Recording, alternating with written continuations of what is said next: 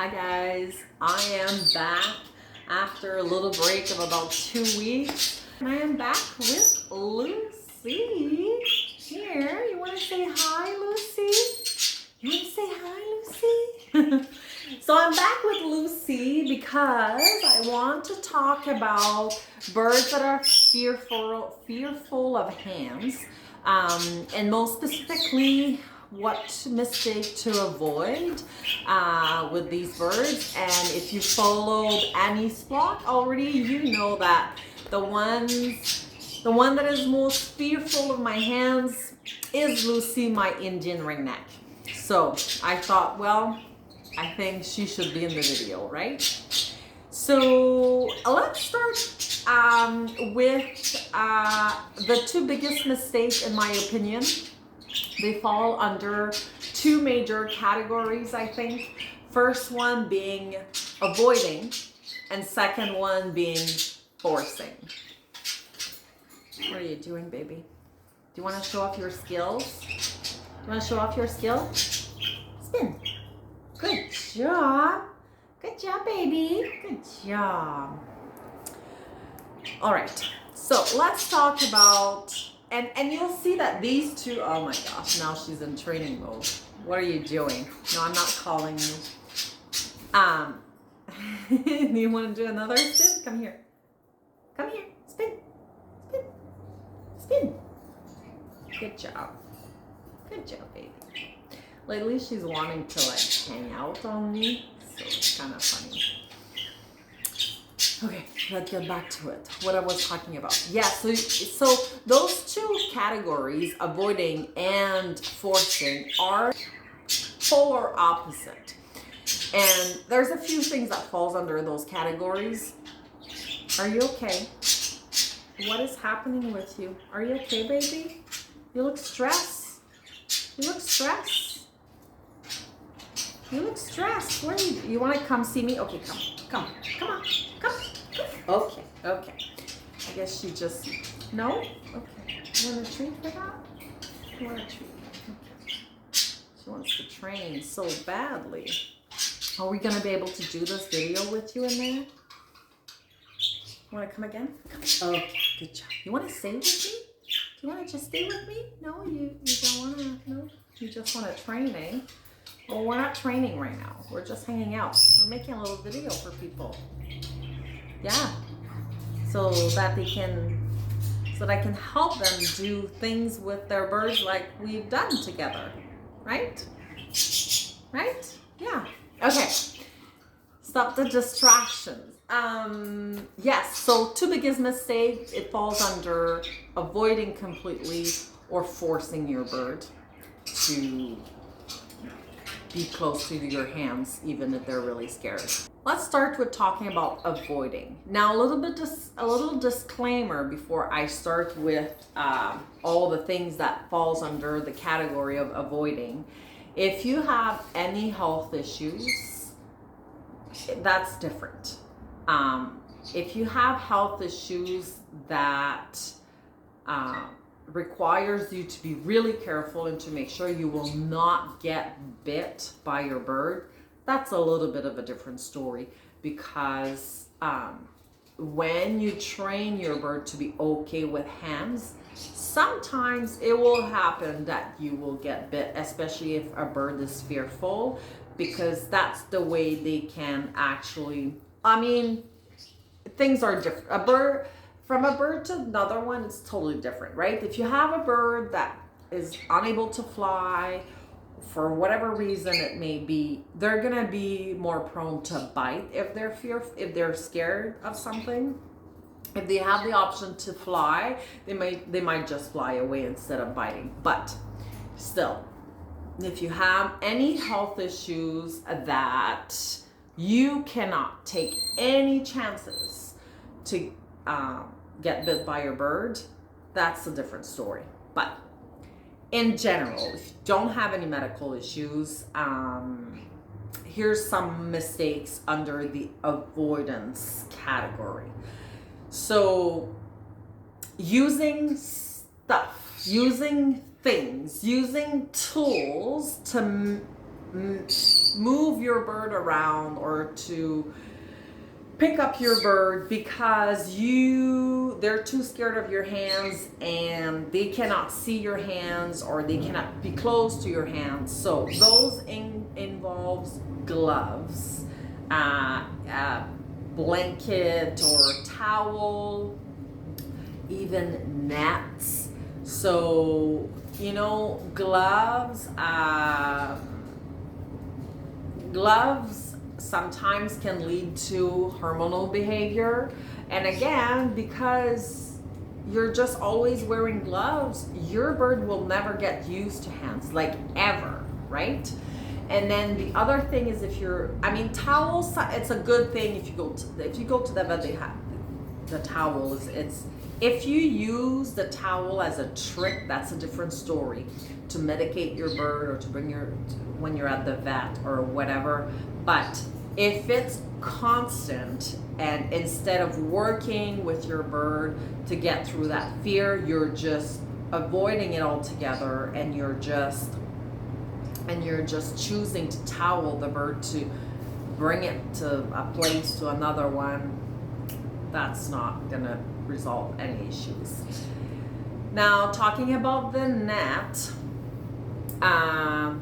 yeah, that's a whole different thing. So this little lady actually here I believe was always being caught with a net to get out of the cage or go back in the cage, because this is how the person was handling her in front of me when I got her.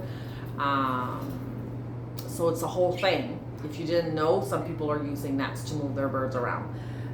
The other thing that for me falls under the category of avoiding is just leaving the bird alone in their cage. Well, I can't touch it. I can't have my bird to step up. They're just scared of my hands. They just bite me. They're aggressive. Whatever the case may be, the reasoning behind it usually is because you cannot handle your bird. I'll just leave it in their cage. Whatever, doesn't matter. It does matter. A life for a bird to be caged all the time is not a life for a bird. Absolutely not. I'm not saying my birds are always out. Like, I have Lucy out right now, but my 3 other birds, they're in their cages.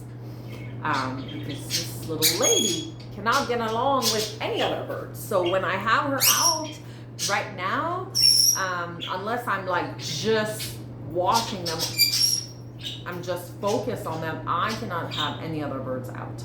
So when I work, I'm not here. They're in the cage, but they're not cage bound. They're not in their cages 24/7. Now, Lucy here, when I got her, this is exactly what the person, that's what their advice was with her.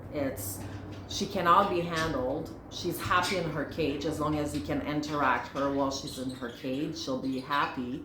And if she escapes, just take a net and put her back in. So I did not follow any of these instructions. None of it. Because I think it's a mistake. I think I would not have the relationship that I have with Lucy right now, like this. You want to come see me? Come on. Oh, good job. I would not be able to do this with her if our relationship was, well, I'm going to talk to you while you're in your cage, and if you escape, I'm going to put you back in with a net. We would not have that relationship right now. The second category, when it comes to, in my opinion, the biggest mistake you can make if your bird is scared of hands is forcing your bird onto your hand. So I see this a lot with budgies. There's a lot of people that I read or hear people saying, advising other bird owners, especially with budgies, because budgies, if they bite you, they won't really bite as hard as an Indian ringneck or a macaw or whatever, right? So the trick is, oh, your bird doesn't want to step up. Just put your fingers against their stomach and just push slightly. They won't have a choice. They'll have to step up onto your hand and then give them a treat. That's not a good way to do things. This is forcing your bird. Yes, it might work at the beginning, but your bird will get really frustrated with you and eventually will lead to aggression. You will not do that with a macaw, because if you do this with a macaw, you're going to lose a finger. Well, think about the fact that the macaw and the budgie, as being the same. If your budgie was the size of a macaw, would you force them like this, like pushing against their stomach to step up? I don't think so. So this is like the extreme of the extreme, pushing on to the bird to have them to do something. But it can also be just to not respect their boundaries. And, oh, you just pooped on the ground, did you? Yes, you did. I'll clean up a little bit later. So boundaries is very important. Every bird will have different boundaries. And when I first got Lucy, I wanted to know, I knew she was scared of hens. Well, she was scared of humans altogether, but I wanted to know where her boundaries were. So I tested it a little bit, and I got bit twice. First time, not really hard. Just, hey, you're too close. Second time was a little bit harder. Why don't you understand this? I said it's too close. I repeat myself, it's too close. So from that moment, I knew exactly what was too close for her, and I respected that. And then I went from there. It's important, I think, to work with your birds with what they're comfortable with and to go to their own pace. Sometimes they'll push a little bit, but not too hard, because if you push too hard, if you don't respect their limits, their boundaries, it's going to be detrimental for your relationship with your bird. After this little test that I did, I've never done it after this, ever. And we built on that after. And she still doesn't step up. And that's okay. She's not comfortable with that. We're working on different things. She's really comfortable with recall training. She'll, like if I call her, come on, good job. She'll fly to my hand every single time. She will not fly to my arm. She's gonna fly onto my hand every single time when I call her. So we've been working on different things to desensitize her from my hand. Now she's in training mode. She's like, oh yeah, let's do it again. I did not force her into it. I gradually worked with what she was willing to give me. I really do think that those two extremes are the biggest mistake you can make with a bird that is scared of hands. Either completely avoiding or completely pushing them, forcing them onto your hand. That's not the way to go.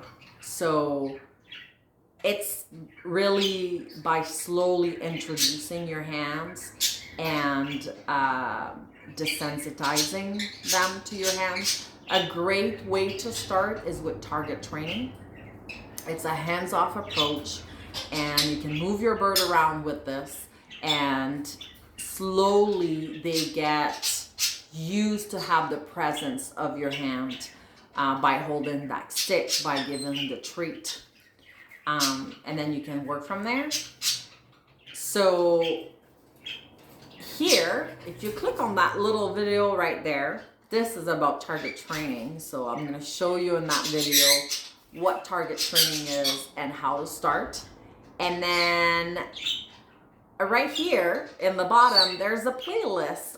It's a new playlist with Lucy here because I'm trying to get her to be comfortable with human touch. So if you're interested in that, you want to click on that one. And then if you want to know more about Annie's Flock and you want to watch more videos like this or trainings and stuff, click on this link to subscribe to Annie's Flock. All right, bye guys, take care.